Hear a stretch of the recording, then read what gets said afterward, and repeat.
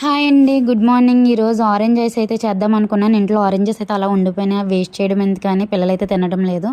Ice బయట ice అయితే పెట్టడం కరెక్ట్ కాదని అయితే నాకు ఒకరైతే కామెంట్ చేశారు లాస్ట్ వీడియోస్లో.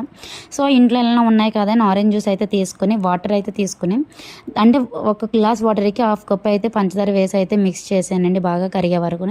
తర్వాత ఇంట్లో కార్న్ఫ్లోర్ ఎలా ఉంది కదా అని 2 టేబుల్ స్పూన్ కార్న్ఫ్లోర్ అయితే తీసుకుని దాన్ని గడ్డలు లేకుండా అయితే కలుపుకొని అయితే పక్కన పెట్టుకున్నానండి. ఈ పంచదార అయితే కరిగిపోయిన తర్వాత మనం పక్కనే కలిపి పెట్టుకున్న కార్న్ఫ్లోర్ కూడా అయితే వేసి మిక్స్ అయితే చేసి అది థిక్ కన్సిస్టెన్సీ వచ్చే వరకు అయితే ఉంచుకున్నానండి. ఆ రెండు అయితే మిక్స్ చేశాక సో అది థిక్ పడిన తర్వాత అయితే స్టవ్ ఆఫ్ చేసి పక్కన తీసుకున్న తర్వాత లైట్గా చిటికెడు ఫుడ్ కలర్ అయితే వేసాను. అలాగే మనం జ్యూస్ అయితే చేసుకొని పక్కన పెట్టుకున్న అది కూడా అయితే కలిపి పెట్టానండి.